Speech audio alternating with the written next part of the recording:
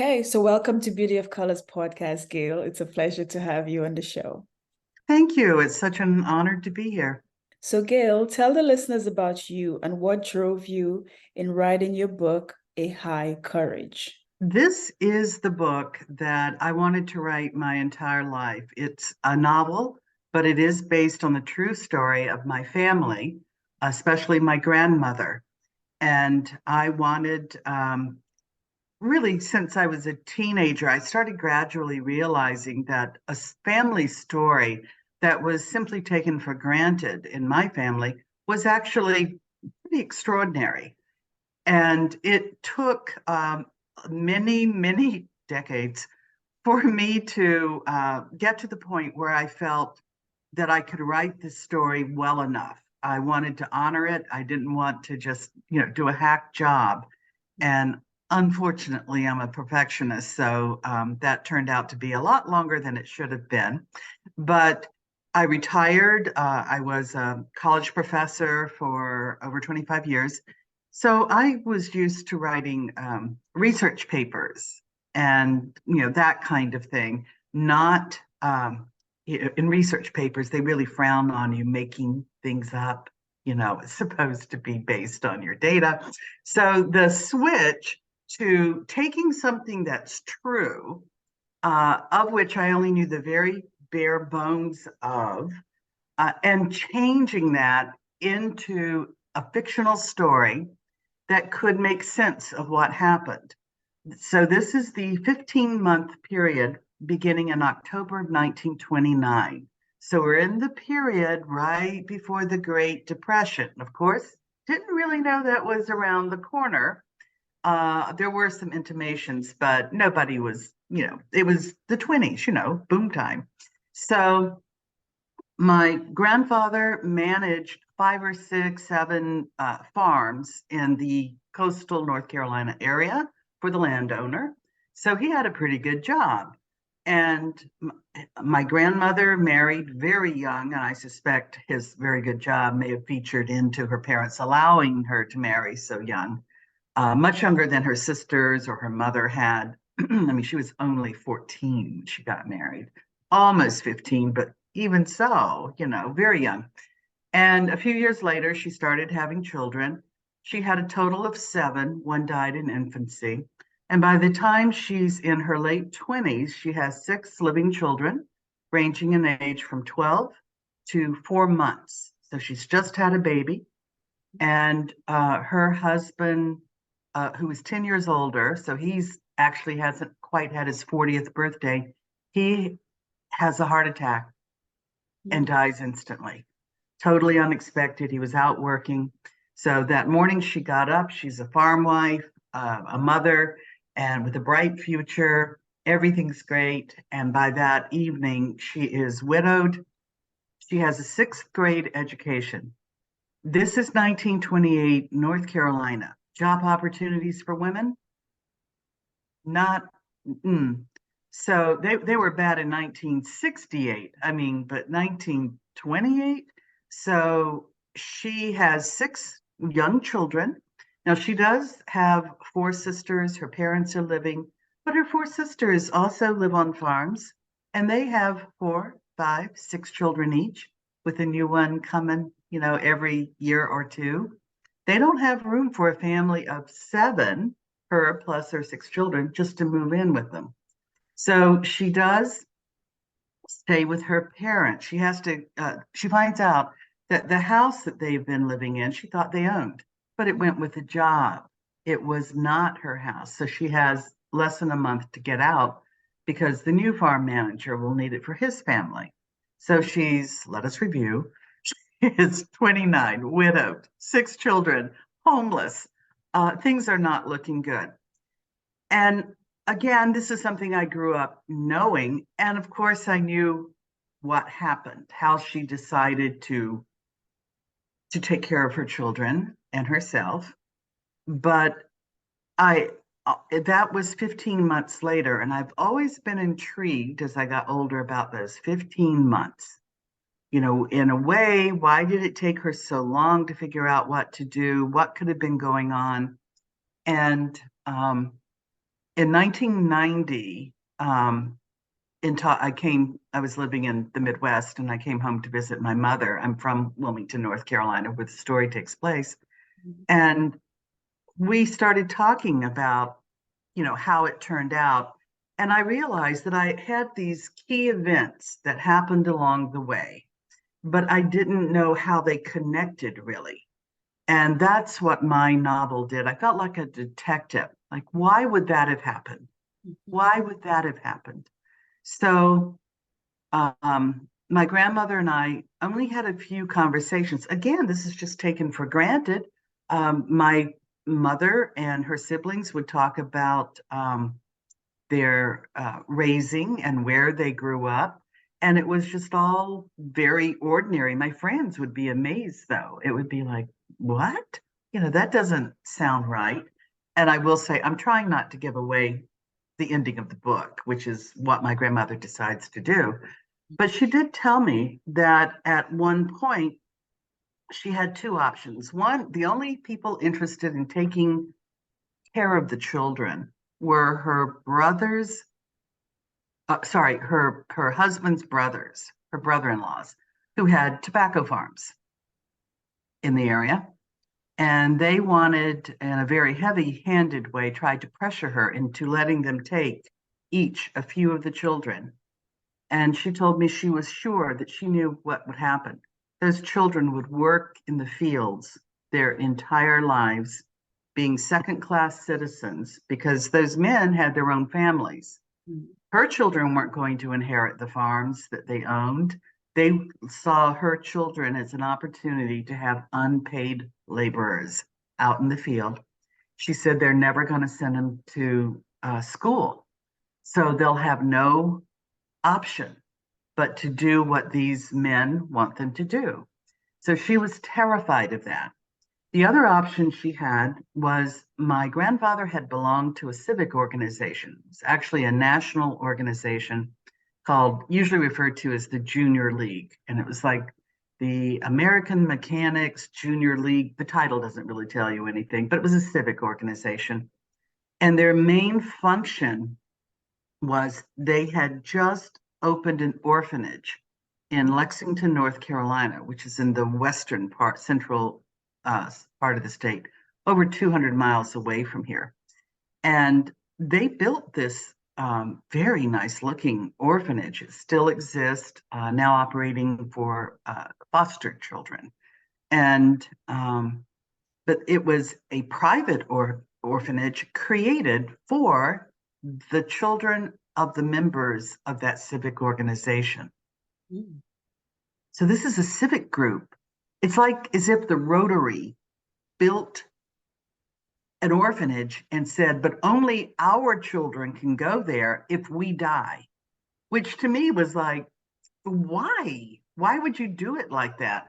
So part of being a detective and the organization, it's no longer called an orphanage, but they don't know. The history is not extremely well documented. But I finally figured out two things happened. So it was completed in 1928. Mm-hmm. So what happened prior to that time? Two key things happened. One was World War I. Mm-hmm. Men were the soldiers. They died, leaving widows. But even more so than that, I think Spanish flu, which, as you may know, came in right at the end of World War I. So 10 years earlier, this country was decimated, as was the rest of the world. It was a real pandemic. And I think that the men of this group saw what happened to women who were left to support children when the husband was killed, either as a soldier or because of sickness. And they didn't know if something like the Spanish flu was going to come around again. So they decided to protect their families by creating these. They've actually built two orphanages. One, I think, was in Ohio. That was the first one. Then they built this one, and it drew from like 5 different states. So North Carolina, Virginia, Tennessee, Kentucky, South Carolina, and had about 200 orphans in it. But anyway, so these are the two options. Have them work in the fields or send your children away to an orphanage. Do you think there might have been a social stigma to that? And in fact, the brother-in-laws told her her husband was turning in his grave for her to even consider this. But she was between a rock and a hard place. So my 15 months are her trying to find a job and facing the reality of what it was like to be a matron, this older woman as she would have been seen. Girls working and in offices were sweet young things. It's the 20s. They've got the cute little outfits and they're not married. There she is, widowed with 6 children, one of them still nursing for well over a year after her husband dies. Try finding a job under those conditions in that atmosphere. So I called it a high courage because I realized the amazing courage of my grandmother. She had to find the strength within. I mean, here she is, married as a very young girl. She's been trained to be polite and smile, to be obedient, especially to men and to family members. Um, she lives in a society that doesn't see women as equal to men, and she doesn't have much of an education. And yet, she developed the courage to pick the path that she thought would be best for her children. And she didn't know what that would mean for her, how she would be treated by society or her family. But most important, she didn't know how her children were going to feel about it when they grew up. Maybe they would hate her, but she had to make the decision about what was best for them. Wow, that's an incredible story. So, what insights did you have as you wrote your grandmother's story? I think if you want to know yourself better, write a book. It is amazing, especially when you're trying to imagine the life of your own family members at a time. And I knew my grandmother. She lived until 1979. So I knew her growing up, loved her dearly. And of course, my mother and her siblings. But to try to imagine, like my mother, as a 10-year-old girl, I did get to have a little bit of fun. One thing, for some reason, as I grew up, my mother tended to say to me about a million times, Gail, I just wish you had a better disposition, honey. I heard her say it a million times. So I have my grandmother say that to her in the very first chapter. And as I wrote this, it was like an aha moment of I was doing it sort of tongue in cheek, like, here, mom, I'm going to have you be on the receiving end of that little comment. And I thought, you know what? I bet she was, because my mother had a certain disposition that someone might comment on. And I thought, I bet that's why she always said it to me, because she grew up hearing it. And that thought had never crossed my mind. So that's like a very, very minor thing. But mostly, I got to imagine what it was like for them to sit around the farm table in the kitchen as that family, the way they might have joked with each other. There are quite a number of amusing scenes and stories, and I got to bring out things that I was told as a kid, often from my grandmother.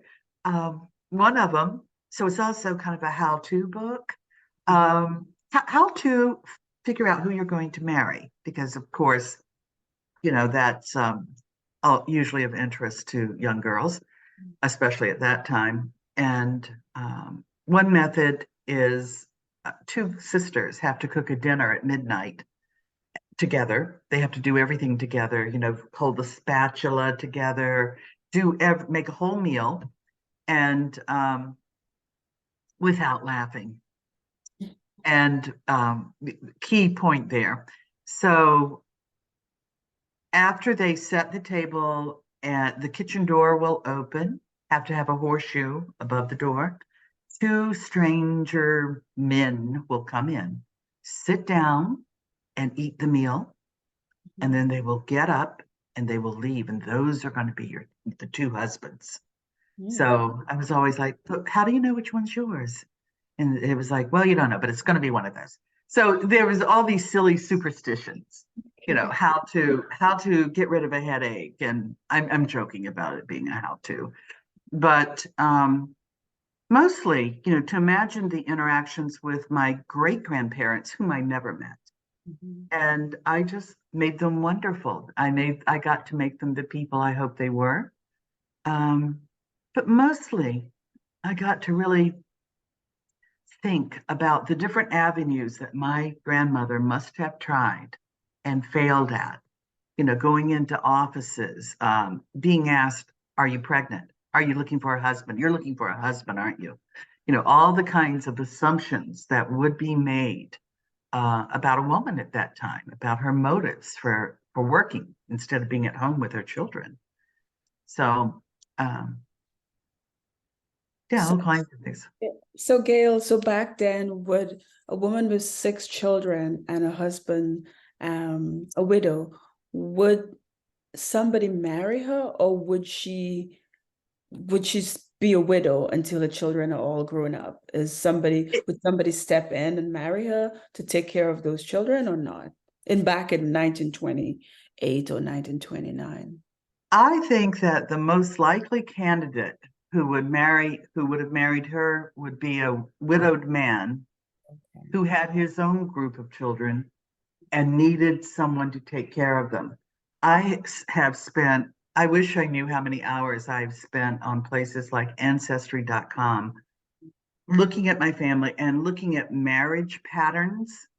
Um, so the answer to your question is yes, in many instances.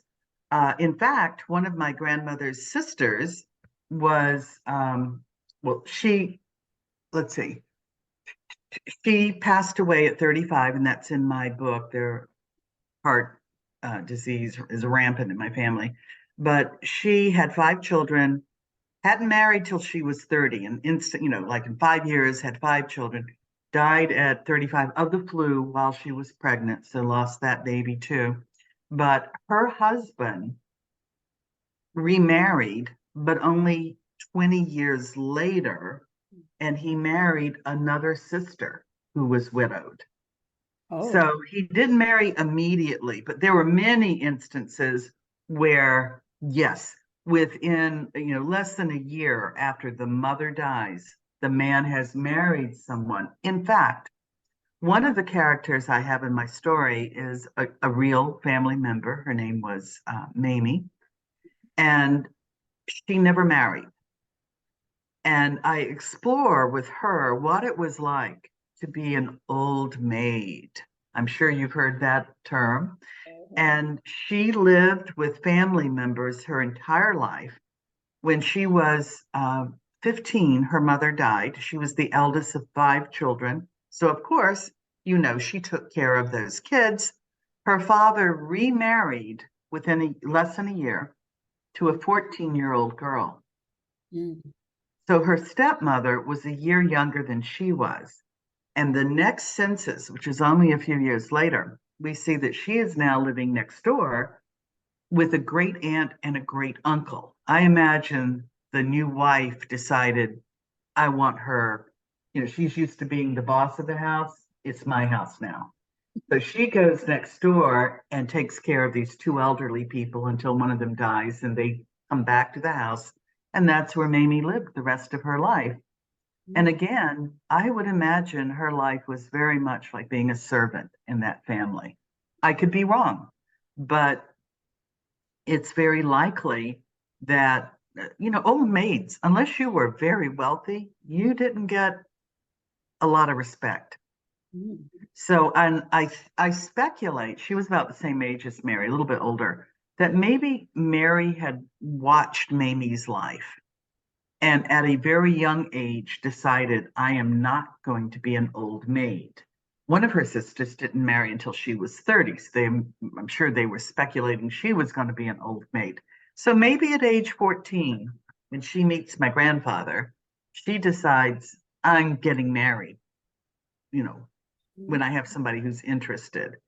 But yes, a woman's worth was tied up with who she was married to, basically. So your grandmother, you're saying that she did remarry? She did, Oh, but okay. she did not remarry until Mhm. all of her children were adults. Oh, okay, So okay. she married at the end of World War II. So Oh, she was in her late 40s when she remarried. And I think that was a deliberate decision that she wasn't going to do anything until all of her children were out. And I think also she didn't want any more children. She once told me in the early 70s, sort of out of the blue, I was very surprised by it. She said, "Honey, you are so lucky, you young girls these days, because you have the pill." And I did not expect my grandmother to say something like that to mm, me, you know? And it made me think, this is a woman who had 7 children before she was 30. She knew if she got married at age 30, she had at least another 10 years of bearing children. mm, I think once she figured out a way to handle things financially, that she decided, mm-mm. And in fact, she was probably in menopause when she remarried. mm. So again, that's the playing detective. Hardly anything I ever asked her about, never occurred to me. And the woman you said that was an old maid, her name is Mamie. Mimi? Mamie. Mhm. Mamie, did she have children or she couldn't have children until she was married? So it wasn't like a society where you can have children like, today. You Oh can no. have Oh children, don't be married. no, no, no, no, no. I don't think no, Okay. no. So I think I would have heard about that. Okay. But nope, she just never married for whatever opportunity. And I met her a few times when I was a kid. At some point, she kind of disappeared from the picture. Again, I had so many relatives, I could barely keep track of them. And, was far more interested in my own little life that as it was developing. But Mamie was a character. She dipped snuff, for one thing, which I found fascinating as a 6, 7, 8 year old.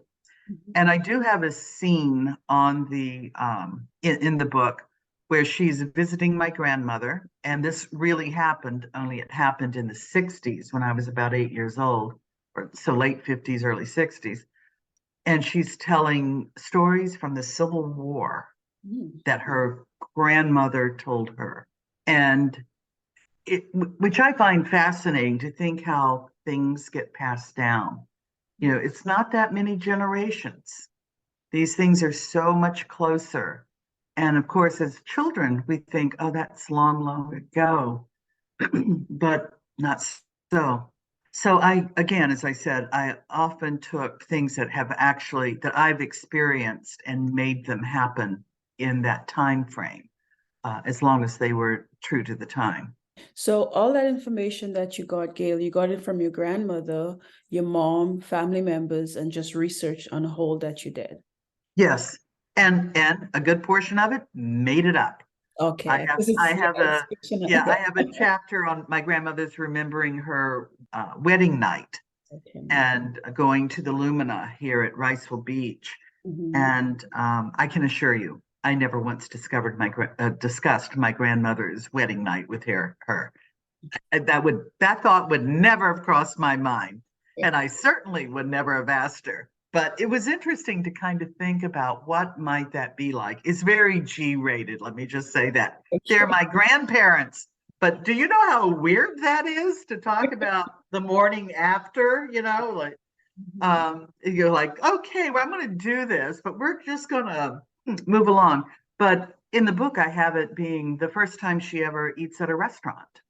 That was even when I grew up, we didn't go out to restaurants very often at all. Society has just changed so much Mhm. in a relatively, what seems to me, a very short period of time. But um, I would think with her background, that would have been a very, very rare. event, certainly at that time. So when your mom read the book, what was your mom's reaction to the book? My mother passed away a number of years ago. In fact, sadly, all of the aunts and uncles are gone now. And this is one of my big regrets, that I waited so long to write this book because, as I said, I'm a recovering perfectionist here. I just felt like it wouldn't be good enough. I didn't know how to start. I didn't have enough information. I'd have to make things up. Yes, I'd have to make things up, but it seemed, it was just something I didn't feel that I was going to do well. So I didn't start it. It took retiring and floundering around for a number of years and realizing I needed a purpose. And gradually I started writing. And finally, I got to the point where I thought, nobody cares. Nobody cares how well I write or don't write. And if I don't write, nobody will ever even know, and I thought, if nothing else, my cousins will appreciate reading this story. So I just, basically was, what the heck? Let's go for it. Yeah, just do it. Yeah. Yeah. It was like, and now I look at it and think, why did I wait so? Well, I do know why, but it's a shame. So I urge perfectionists to get over it. And I found some people and books, a book, also a life coach / therapist that helped with that. But basically, I started off small, just writing short memoir pieces, and for about a year and a half. And then I just one day went, I'm just going to start this book. I'm going to write the first paragraph. And I wrote the first paragraph. I didn't overthink it, which for me is amazing. I think I overthink things when I'm sleeping, but I just started and I kept going and it just came. It was so easy. I was stunned and I had so much fun. I really did. So where can the listeners get a copy of your book? And how do you have any last words for the listeners on Yes, I do. I do. on the importance of courage? The courage aspect, I realized I wrote a book about my grandmother's courage, Gail Piner, and a high courage. Amazon is ever so helpful. You can also order it from Barnes and Noble if you prefer. But I think that, as I said, I wrote thinking about my grandmother's courage, and I realized I finally got my own courage to write the book. The one thing I've always wanted to be is the grandmother, the granddaughter that my grandmother deserves. And I think finally, I've done her proud.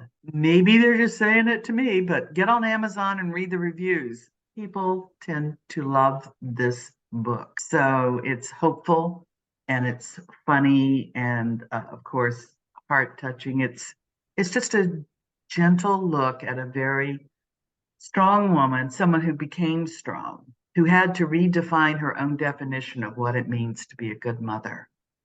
And that's my take on courage. I had a great model, my grandmother. Excellent. Extraordinary story of courage. And your grandmother's courage has kind of gone down the line to give you that courage to actually write the book. So that's great, Gail. Thank you. Well, thank you for being on Beauty of Colors podcast. Cleanne, thank you. It's been a real pleasure.